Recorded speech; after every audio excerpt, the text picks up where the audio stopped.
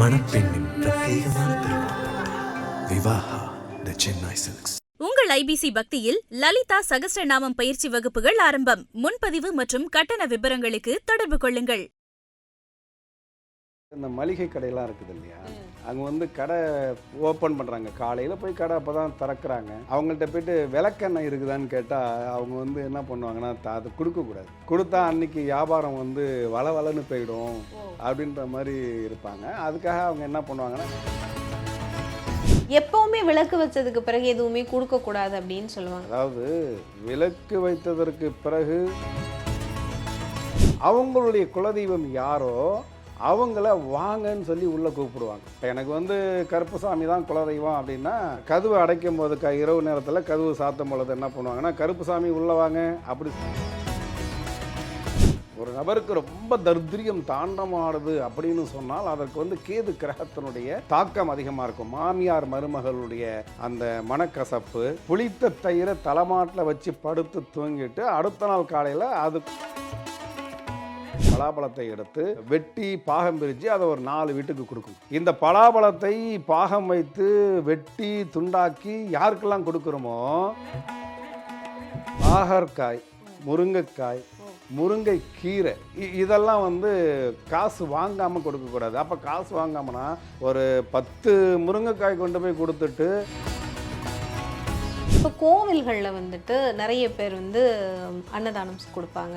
உண்மையாக அதை வாங்குவதன் மூலமாக அவர்களுடைய கர்மாவை நாங்கள் வாங்குகிறோம் அப்படின்னு சொல்லி நம்ம எடுத்துக்கலாமா? இது நிறைய பேருக்கு வந்து மன ரீதியான வருத்தம் ஏற்படும். நான் சொல்கிற கருத்தில் பூஜைகள் நிறைய பண்ணுறேன் ஆனால் என்னுடைய வேதனை தீரலையே அப்படின்னு சொல்லும் பொழுது அவனுடைய கர்மாவை எடுத்துக்கொள்வதற்காக இறைவன் அனுப்பிய தூதர்கள் தான். ஐபிசி பக்தி நேயர்களுக்கு இனிமையான நேரத்து வணக்கங்கள். இன்று நம்மோடு சித்தர்தாசன் ஐயா அவர்கள் அணிஞ்சிருக்கார். அவர்கிட்ட நிறைய விஷயங்களை கேட்டு தெரிஞ்சுக்கலாம். வணக்கம். வணக்கம்மா. வாழ்க்கையில் நிறைய விஷயங்கள் இதெல்லாம் செய்யணும் இதெல்லாம் செய்யக்கூடாது அப்படின்னு சொல்லி நம்மளுடைய வழக்கமாகவே நம்ம வந்து சில விஷயங்களை வந்து ஃபாலோ பண்ணிட்டு வருவோம். குறிப்பாக வந்து விளக்கு வச்சதுக்கு அப்புறம் வந்து எதுவுமே வந்து கொடுக்க மாட்டாங்க. மாலை நேரம் அதாவது விளக்கு வச்சதுக்கு பிறகு பூ மரத்துலேருந்து பூ பறிக்கக்கூடாது. வெள்ளிக்கிழமை ஆனால் வந்து காசு கொடுக்க மாட்டாங்க, கடன் கொடுக்க மாட்டாங்க. நம்மளுக்கே தெரியும் நிறைய இங்கே இருக்கிற நிறைய மார்வாடி கடைகள் கூட வெள்ளிக்கிழமையான க்ளோஸ்டில் தான் இருக்கும். இந்த மாதிரிலாம் இதையெல்லாம் அவங்க ரொம்ப ஃபாலோ பண்ணுவாங்க. இது போல் நமக்கு இது வரைக்கும் தெரியாமல் இந்தந்த விஷயங்கள் எல்லாம் செய்யக்கூடாது அப்படின்னா என்ன மாதிரியான விஷயங்களை ஏன் செய்யக்கூடாது? நீங்கள் சொல்கிற மாதிரி எனக்கு தெரிந்து இந்த மளிகை கடையெல்லாம் இருக்குது இல்லையா, அங்கே வந்து கடை ஓப்பன் பண்ணுறாங்க. காலையில் போய் கடை அப்போ தான் திறக்கிறாங்க. அவங்கள்ட்ட போய்ட்டு விளக்கெண்ணெய் இருக்குதான்னு கேட்டால் அவங்க வந்து என்ன பண்ணுவாங்கன்னா அது கொடுக்கக்கூடாது. கொடுத்தா அன்னைக்கு வியாபாரம் வந்து வளவலன்னு போயிடும் அப்படின்ற மாதிரி இருப்பாங்க. அதுக்காக அவங்க என்ன பண்ணுவாங்கன்னா விளக்கெண்ணெய் வந்து இல்லைன்றதை வேறு மாதிரி சொல்லுவாங்க. விளக்கெண்ணெய் இருக்கா அப்படின்னு இவங்க கேட்பாங்க. நாளைக்கு தான் வரும்ல, சுகர் இருக்குது, சால்ட் இருக்குது, அதை மாதிரி வந்து வேறு வேர்டு வந்து இல்லைன்ற வார்த்தையும் அவங்க வாயிலேருந்து வரக்கூடாது. இதை வந்து நம்ம எபிசோடில் நம்ம வந்து சொல்லியிருக்கோம். ததாஸ்து அப்படின்னு சொல்லும்போது அப்படியே ஆகட்டும்னு சொல்லுவாங்க. அப்போ ஒரு கடையை வந்து வியாபாரமாக பண்ணக்கூடியவங்க முதல்ல கடை ஓப்பன் பண்ண உடனே இல்லைன்ற வார்த்தை அவங்க வாயிலேருந்து வரக்கூடாதுன்ட்டு அதை மாதிரி வந்து நடைமுறையில் விளக்கு வைத்ததற்கு பிறகு அல்லது வெள்ளிக்கிழமைகளில் உரமோர் கொடுக்கக்கூடாது, உப்பு கொடுக்கக்கூடாது, காசு கொடுக்கக்கூடாது, இப்படிலாம் இருக்குது இல்லையா. இது ஏன் சார் கொடுக்கக்கூடாது? நம்ம வெள்ளிக்கிழமையில, அதுவும் வெள்ளிக்கிழமையில முன்னாடி கூட சொல்றது இல்லை, ஆனால் விளக்கு வச்ச பிறகு எப்பவுமே விளக்கு வச்சதுக்கு பிறகு எதுவுமே கொடுக்கக்கூடாது அப்படின்னு சொல்லுவாங்க. அது எதுக்காக விளக்கு வச்சதுக்கு அப்புறம் கொடுக்கக்கூடாது? அதாவது விளக்கு வைத்ததற்கு பிறகு அந்த வீட்டில் வந்து தங்களுடைய குலதெய்வம் வர்றதாக ஒரு ஐதீகம் இருக்குது. இப்போ தான் வந்து நம்ம வந்து செல்ஃபோனை நோண்டிட்டு அல்லது டிவியை பார்த்துட்டு 12 மணி 1 மணி அப்படிலாம் வந்து படுக்கிறோம். ஆனால் ஆரம்பத்தில் வந்து ஆரம்ப காலகட்டங்கள்லாம் வந்து பார்த்திங்க அப்படின்னு சொன்னால் ஒரு 7 மணிக்கெல்லாம் வந்து இரவு வேலைகள் எல்லாத்தையும் முடிச்சுட்டு 8 மணிக்குள்ளே போயிட்டு ஊர் அடங்கிரும் அப்படின்னு சொல்லுவாங்க. எல்லாமே போய் படுத்துருவாங்க. அப்படி படுக்கும் பொழுது வந்து நடைமுறையில் இன்றளவும் பெரும்பான்மையான மக்கள் அந்த கதவு போயிட்டு சாத்துவோம் இல்லையா, அப்படி சாத்தும் போது அவங்களுடைய குலதெய்வம் யாரோ அவங்கள வாங்கன்னு சொல்லி உள்ளே கூப்பிடுவாங்க. இப்போ எனக்கு வந்து கருப்புசாமி தான் குலதெய்வம் அப்படின்னா, கதவு அடைக்கும் போது இரவு நேரத்தில் கதவு சாத்தும் பொழுது என்ன பண்ணுவாங்கன்னா, கருப்புசாமி உள்ளே வாங்க அப்படி சொல்லி கூப்பிட்டுட்டு கதவு போட்டுவாங்க. அப்படி ஒரு வழக்கம் இருக்கு. இதுதான் வழக்கமே, இதுதான் வந்து நம்ம நடைமுறை. மற்ற இடங்களில் எப்படியோ நம்ம தமிழ்நாட்டில் தமிழர்களுடைய அந்த வழக்கம் அப்படின்றது வந்து இதுதான். இப்போ எனக்கு அங்காளம்மன் குலதெய்வம் அப்படின்னா, அங்காள பரமேஸ்வரி தாயே வாங்கம்மா உள்ளே வாங்க இப்படி சொல்லிட்டு தான் கதவு சாத்துவோம். அப்போ சாயந்தரம் ஆயிடுச்சுன்னாவே நம்ம வந்து வீட்டில் இருந்து தீபம் ஏற்றுவது என்பது ஒரு நடைமுறை. இந்த தீபம் ஏற்றுவது அப்படிங்கும்போது என்ன அப்படின்னு கேட்டிங்கன்னா, தெய்வம் உள்ளே வந்துடுது. அப்போ தெய்வம் உள்ளே வரும் பொழுது இந்த தெய்வத்தினுடைய கடாட்சத்துடன் கூடிய எந்த பொருட்களையும் நம்ம வீட்டிலேருந்து வெளியில் அனுப்பக்கூடாது அப்படின்னு சொல்லுவாங்க. அப்போ வந்து மகாலட்சுமியினுடைய அம்சமாக இருக்கக்கூடிய உப்பு, கல் உப்பு, நம்ம ஏற்கனவே நம்ம பதிவிலேயே சொல்லியிருக்கோம், ஒரு நபருக்கு ரொம்ப தரித்திரியம் தாண்டமாடுது அப்படின்னு சொன்னால் அதற்கு வந்து கேது கிரகத்தினுடைய தாக்கம் அதிகமாக இருக்கும். மாமியார் மருமகளுடைய அந்த மனக்கசப்பு, அல்லது மாமியார் மருமகன் இவங்களுடைய மனக்கசப்பு, அல்லது தாத்தா பேரன் இவங்களுக்கு உண்டான மனக்கசப்பு இருக்கும் பொழுது புளித்த தயிரை தலைமாட்டில் வச்சு படுத்து தூங்கிட்டு அடுத்த நாள் காலையில் அது கூட சில பொருட்களை மிக்ஸ் பண்ணி கொண்டு போயிட்டு அரச மரத்தில் வந்து வடக்கு நோக்கி போகிற வேரில் கொண்டு போய் ஊற்றுறோம் அப்படின்னு நம்ம வந்து சொல்கிறோம். அப்படி பண்ணும் பொழுது அவங்களுக்கு அடுத்த வாரமே ரிசல்ட் கிடைக்கும் அப்படின்னு சொல்லியிருக்கோம். அப்போ வந்து இந்த புளித்த தயிரில் என்ன இருக்குது, கேது கிரகத்தினுடைய ஆதிக்கம் இருக்குது.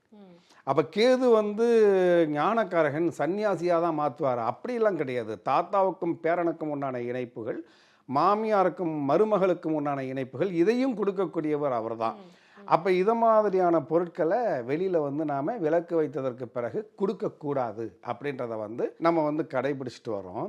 இதில் வந்து நிறைய பேருக்கு வந்து தெரியாத ஒரு விஷயம், இதை வந்து நம்ம இந்த பதிவை பார்க்குறவங்க அனுபவத்தில் உணரலாம். இப்போ நீங்களும் நானும் ஒரு ஃபேமிலி ஃப்ரெண்டு, நான் ஏதோ ஒரு இடத்துக்கு டூர் போகிறேன், இல்லை நீங்கள் ஏதோ ஒரு இடத்துக்கு போகிறீங்க. அப்படி போகும்போது ஒரு பலாப்பழம் வாங்கிட்டு வரோம். இல்லைனா இப்போ தான் நிறைய வீட்டில் பலாப்பழம்லாம் காய்க்குது. ஒரு பலாப்பழம் எங்கள் வீட்டில் காய்ச்சுது அப்படின்றது நீங்கள் என்ன பண்ணுறீங்க, நம்மளுடைய குடும்ப நண்பராச்சே, அண்ணன் தம்பி மாதிரி பழகுறமே அப்படின்றதுனால என்ன பண்ணுறீங்கன்னா, அந்த பலாப்பழத்தை எடுத்து வெட்டி பாகம் பிரித்து அதை ஒரு 4 வீட்டுக்கு கொடுக்கணும். இப்போ நம்மள்ட்ட இருக்கிறது மற்றவங்களுக்கும் நம்ம வந்து கொடுக்கணுன்ற ஒரு எண்ணம் வந்து இயற்கையாகவே நம்மளால் எல்லாத்தையுமே இருக்குது.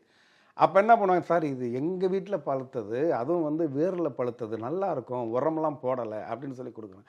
இந்த பலாப்பழத்தை பாகம் வைத்து வெட்டி துண்டாக்கி யாருக்கெல்லாம் கொடுக்குறோமோ அவங்கெல்லாம் ஆட்டோமேட்டிக்காக நம்மள்ட்டேருந்து பிரிஞ்சிருவாங்க. இதை அனுபவத்தில் பார்க்கலாம். இது புதுசாக இருக்கே சார், இது வரைக்கும் இது எனக்கு தெரிஞ்சு.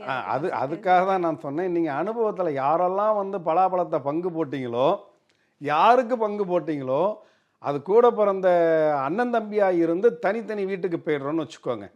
நான் ஒரு வீட்டில் இருக்கேன், மேரேஜ் ஆகிடுச்சு, என்னுடைய அண்ணன் வேறு ஒரு வீட்டில் இருக்கிறார், மேரேஜ் ஆச்சு, இப்போ வேறு வீடு தானே. அந்த பலாப்பழத்தை வந்து பாகம் போடும் பொழுது அந்த பிரிவினை என்பது வந்து ஏற்பட்டுரும். அதுக்காக தான் சொன்னேன், இந்த பதிவை பார்ப்பவர்கள் கண்டிப்பாக கமெண்ட் போடுவாங்க, இல்லை என் வாழ்க்கையில் இப்படி நடந்தது அப்படின்னு சொல்லிட்டு சொல்லுவாங்க. இது மாதிரியான நிறைய பொருட்கள் இருக்குது. இந்த மாதிரி வேறு என்ன பொருட்கள் எல்லாம் கொடுக்கக்கூடாதுங்க? இப்போ பலாப்பழம் இந்த மாதிரி பங்கு பிரித்து வெட்டி கொடுக்கக்கூடாது அப்படிங்கிறது வந்து சொல்லியிருக்கீங்க. இதே போல் வேறு என்ன பொருட்கள் இந்த மாதிரி நம்ம நண்பர்களுக்கு கொடுத்தாலோ அல்லது உறவினர்களுக்கு கொடுத்தாலோ பகை வந்துடும்? பகை வரக்கூடிய பொருட்கள், கசப்பு சார்ந்த எந்த பொருட்களையும் கொடுக்கக்கூடாது. ஆனால் அதில் ஒரு லாஜிக் பார்த்துக்கோங்க, கசப்பு சார்ந்த பொருட்கள்னு பார்க்கும் பொழுது நமது உடலுக்கு தேவையான ஆரோக்கியத்தை கொடுக்கக்கூடியது, அது மருத்துவம் குணம் வாய்ந்த பொருட்கள் தான். ஆனால் அதை வந்து நம்ம வந்து காசு வாங்கிட்டு தான் கொடுக்கணும். அது மாதிரி வந்து முருங்கைக்காய், இப்போ பாவக்காய் எல்லாம் கொடுக்கக்கூடாது. பாகற்காய், முருங்கைக்காய், முருங்கைக்கீரை, இதெல்லாம் வந்து காசு வாங்காமல் கொடுக்கக்கூடாது. அப்போ காசு வாங்காமனா ஒரு 10 முருங்கைக்காய் கொண்டு போய் கொடுத்துட்டு ஒரு ₹1 கொடுங்கன்னு சொல்லி கேட்டு வாங்கிக்கலாம். நான் அதையும் வந்து இன்னும் லாஜிக்காக கிராமத்தில் சொல்லுவாங்க, நான் முருங்கைக்காய் கொடுத்தேன்ல ₹1 காசு கொடுங்க அப்படி சொல்லி கேட்டு வாங்குவாங்க. அது அழுத்தமாக அவங்க மனசில் பதிவு பண்ணுறது. அதே மாதிரி வந்து புளி, நிறைய இடங்களில் வந்து புளியை வந்து அதிகமாக காய்ச்சிரும். அவங்க என்ன பண்ணுவாங்க, உங்களுக்கு நல்லா இருக்குமேன்னு சொல்லி ஒரு 5 கிலோ 10 கிலோ புளியை கொண்டு வந்து கொடுப்பாங்க. ஆனால் அந்த புளியை வந்து ஒரு ₹1 காசு கொடுத்துட்டு தான் வாங்கணும். இல்லைனா அவங்களுக்குள்ளே இருக்கக்கூடிய அந்த உறவு முறையில் வந்து ஒரு புளிப்பு தன்மை ஏற்பட்டு 2 பேருமே வந்து மனக்கசப்பில் பிரிவாங்க. இது எல்லாமே நான் சொல்கிறது, நான் இதனில் எந்த பதிவு சொன்னாலும் அதை நீங்கள் புத்தகத்திலேயோ அல்லது சுவடியிலையோ தேட வேண்டாம். இது வந்து நேரடியான என்னுடைய அனுபவத்தில் இது சரி என்பது நான் உணர்ந்த கருத்துக்களை தான் சொல்கிறேன். இப்போ வந்து வெள்ளிக்கிழமைகளில், குறிப்பாக நம்ம வெள்ளிக்கிழமை விஷயத்துக்கு வந்துடலாம். வெள்ளிக்கிழமையில கடனே கொடுக்கக்கூடாது அந்த மாதிரி சொல்கிறாங்க இல்லையா, அதுக்கு காரணம் என்ன? வெள்ளிக்கிழமையை பொறுத்த வரைக்கும் அன்னைக்கு சுக்கிர பகவானுடைய ஆதிக்கம் முழுமையாக இருக்கும்.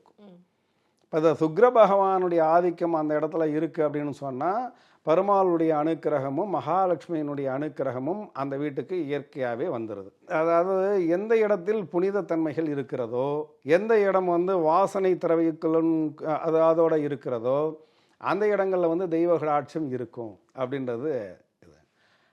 அப்போ புனிதமான இடம்னு சொல்லக்கூடிய இடம் அப்படின்னா நம்ம பணம் வைக்கக்கூடிய இடம், அல்லது சமையலுக்கு தேவையான பொருட்களை பயன்படுத்தக்கூடிய இடம், இதெல்லாமே வந்து எப்பயுமே சுத்தமாக தான் இருக்கும். அப்போ அந்த இடத்துல மகாலட்சுமி வாசம் புரிவாள். அப்போ நீங்கள் அதிலிருந்து ஒரு பொருளை எடுத்து கொண்டு போய் நீங்கள் வந்து கொடுக்கும் பொழுது உங்களுக்கு அந்த நேரத்தில் கிரக நிலைகள் அல்லது கர்மா இது உங்களுக்கு மேலோங்கி இருக்குது. ஏதாவது ஒரு வகையில் நீங்கள் வந்து கஷ்டப்படணும் அல்லது தரித்திரத்தில் இருக்கணும் அப்படின்றது விதி அமைப்பாகவோ அல்லது கிரக அமைப்பாகவோ இருக்கின்ற பொழுது வந்த ஸ்ரீதேவியை நாமளே தூக்கி இன்னொருத்தவங்கள்ட்ட கொடுத்த மாதிரி ஆயிடக்கூடாது என்பதற்காகத்தான் வெள்ளிக்கிழமையில் கண்டிப்பாக பணம் கொடுக்கக்கூடாது, உரமோர் கொடுக்கக்கூடாது, பால் கொடுக்கக்கூடாது, இந்த உப்பு கொடுக்கக்கூடாது, இதை மாதிரியான விஷயங்களெல்லாம் நடைமுறையில் இருக்குது. இப்போ கோவில்களில் வந்துட்டு நிறைய பேர் வந்து அன்னதானம் கொடுப்பாங்க, பிரசாதம் கொடுப்பாங்க, கோயிலில் நம்ம சாமி கும்பிட்டு வெளியில் வரும்போது கொடுப்பாங்க. உண்மையாக அதை வாங்குவதன் மூலமாக அவர்களுடைய கர்மாவை நாங்கள் வாங்குகிறோம் அப்படின்னு சொல்லி நம்ம எடுத்துக்கலாமா? இது நிறைய பேருக்கு வந்து மன ரீதியான வருத்தம் ஏற்படும். நான் சொல்கிற கருத்தில் அது வருத்தம் ஏற்படுதா இல்லையான்றது வந்து அவங்களுடைய மனநிலை சார்ந்தது. ஆனால் என்னுடைய குருநாதர்கள்ட்ட நான் கற்றுக்கிட்ட வித்தை, நான் கற்றுக்கொண்ட பாடம் அப்படின்றத வந்து சொல்லும் பொழுது ஒருத்தன் 10 பைசா வட்டிக்கு பணம் கொடுக்குறேன், எனக்கு தெரிஞ்சு 35 பைசா வட்டிக்கெல்லாம் பணம் கொடுக்குறவங்கள நான் சந்திச்சிருக்கேன். 1 லட்சம் ரூபாய் நம்ம பணம் வாங்கினோம்னா 35,000 ரூபாய் மாத வட்டி. அதை வந்து ஒரு 10ஆம் தேதி வாங்கிட்டு 10ஆம் தேதி கொடுக்கலன்னு சொன்னால் அந்த 35,000 ரூபாய்க்கு தனியாக வந்து ஒரு 10,000 ரூபாய் வட்டி போடுறவங்களெல்லாம் நான் பார்த்துருக்கேன். ஆனால் இந்த அளவுக்கு வந்து ஒரு மனிதனுடைய ரத்தத்தை வந்து உரியக்கூடிய தன்மையில் ஒரு அரக்க குணத்தோடு அவர்கள் இருந்தால் கூட தான் பாவத்தை தொலைப்பதற்காக பல இடங்களில் அன்னதானம் போடுவார்கள். இப்போ அந்த அன்னதானம் போடுறதை போயிட்டு வாங்கும் பொழுது அவர்களுடைய கர்மாவை தானே நம்ம வாங்குகிறோம். அதை வந்து நம்ம வந்து பிரித்து பார்க்கலாம். நீங்கள் சொன்ன மாதிரி இறைவனுக்கு வைத்து படைத்த பிரசாதம் அது வேற, அது நமக்கு கிடைக்கக்கூடிய பிரசாதம். அது வந்து நம்மளுடைய மனநிலை அல்லது சூழ்நிலைக்கு தகுந்தார் மாதிரி, நான் மன ரீதியான கஷ்டத்தில் இருந்தால் அந்த கஷ்டத்தை தீர்க்கக்கூடிய பிரசாதமாக அது எனக்கு கிடைக்கும். உடல் ரீதியான வேதனையோடு நான் இருந்தேன் அப்படின்னா அந்த வேதனையை தீர்க்கக்கூடிய அளவிற்கு உண்டான பிரசாதமாக இருக்கும். மொத்தத்தில் அங்கே இருக்கக்கூடிய தெய்வத்தினுடைய அருட்கடாட்சத்துடன் கூடியது. ஆனால் எதுவுமே இல்லாமல் வீட்டில் சமையல் பண்ணி அல்லது வேறு இடத்துல வந்து சமையலை ரெடி பண்ணி வாங்கிட்டு வந்து கோயில் வாசலில் வைத்து என்னுடைய பாவத்தை நீயும் எடுத்துக்குன்னு சொல்லி அதை கொடுக்கும் பொழுது என்ன அளவில் அதை நான் வந்து ஏற்றுக்கொள்வதாக இல்லை. ஆனால் அதே நேரத்தில் ஒரு மனிதன் வந்து நிறைய சாமி கும்பிட்றான், நிறைய பூஜை பண்ணுறான், ஆனால் அவனுக்கு வந்து கர்மாவோ அல்லது கிரகமோ அல்லது சாபக்கேடோ அல்லது செய்வினை சூனிய கோளாறோ ஏதோ ஒன்றுனுடைய பிடியில் அவன் வந்து மாட்டிட்டு தவிக்கிறான்.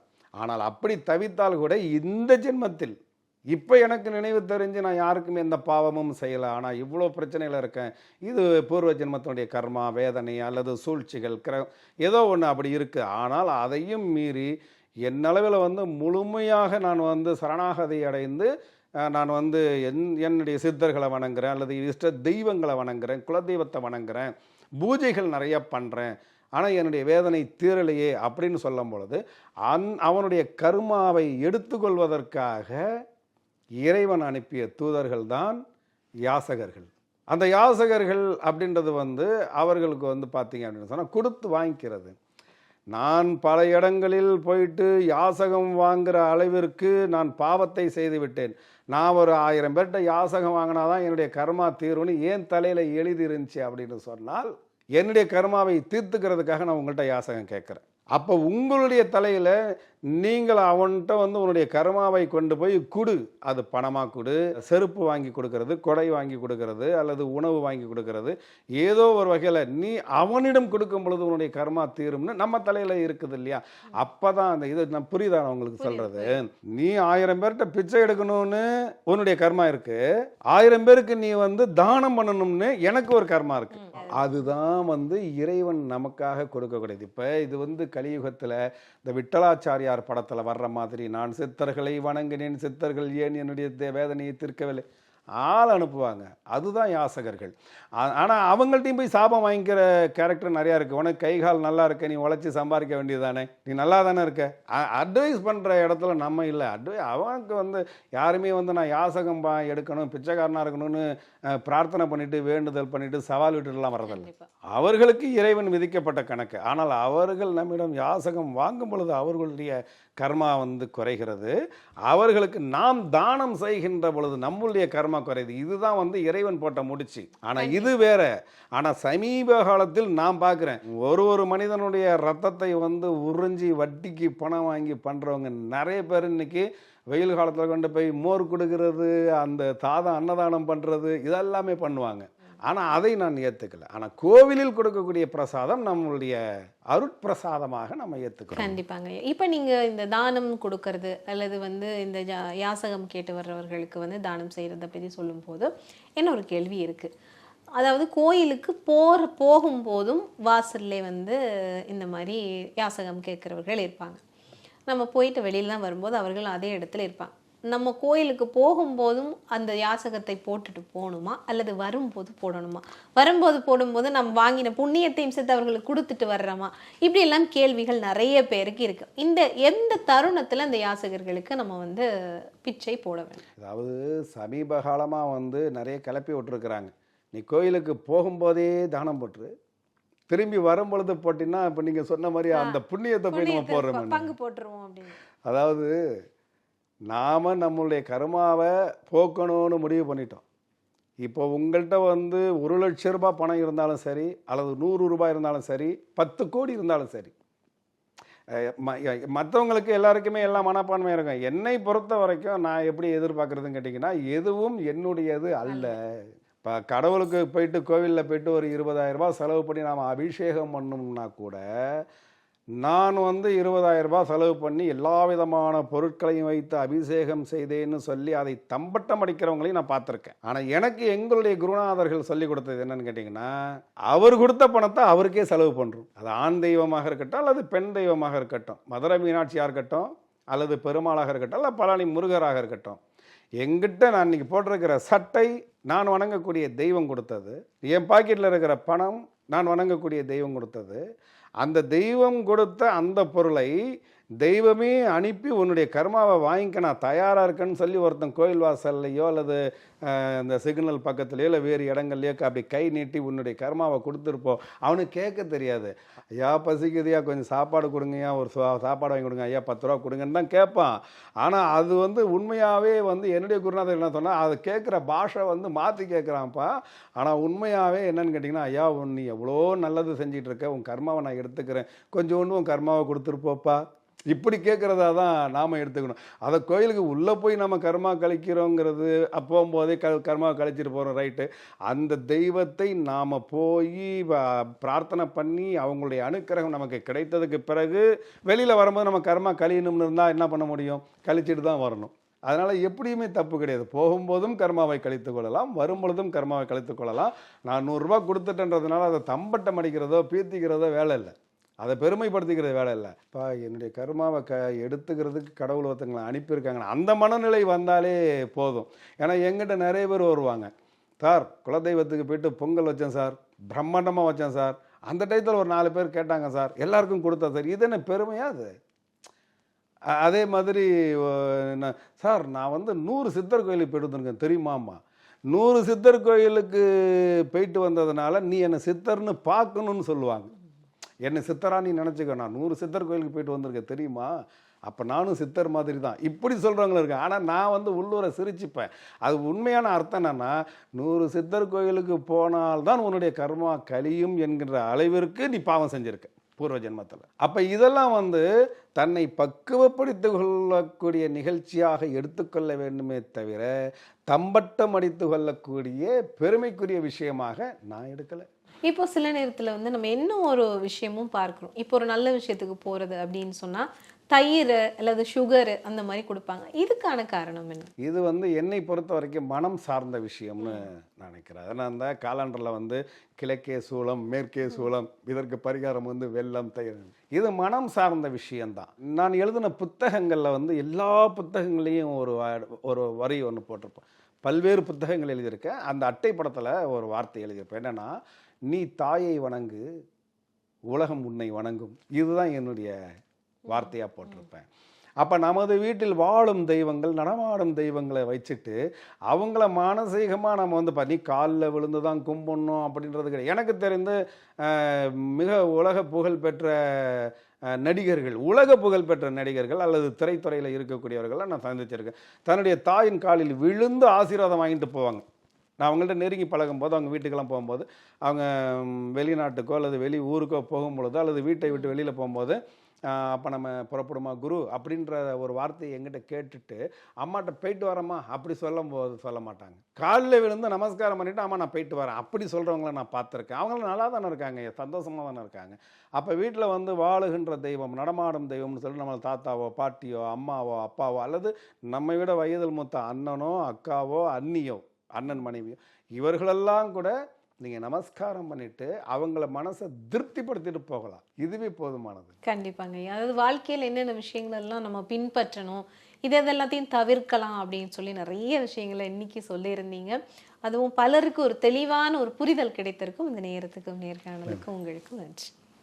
பூமேவு சண்முக விலாசமும் மீராறு புருவமும் கிரீடமுடியும் பொட்டு நுதலும் கனக குண்டலமும் அருள் மாறி பொழியும் ஈராறு விழியும் மாமேவு செம்பவள வாய்மந்த காசமும் மாலையணியும் கழுத்தும் வாகு கேயூரமும் ஈராறு புயமும் கையும் வடிவேலும் அபயகரமும் மணப்பெண்ணின் பிரத்யேகமான திருமணம். விவாஹா தி சென்னை சில்க்ஸ். உங்கள் ஐபிசி பக்தியில் லலிதா சகஸ்ரநாமம் பயிற்சி வகுப்புகள் ஆரம்பம். முன்பதிவு மற்றும் கட்டண விபரங்களுக்கு தொடர்பு கொள்ளுங்கள்.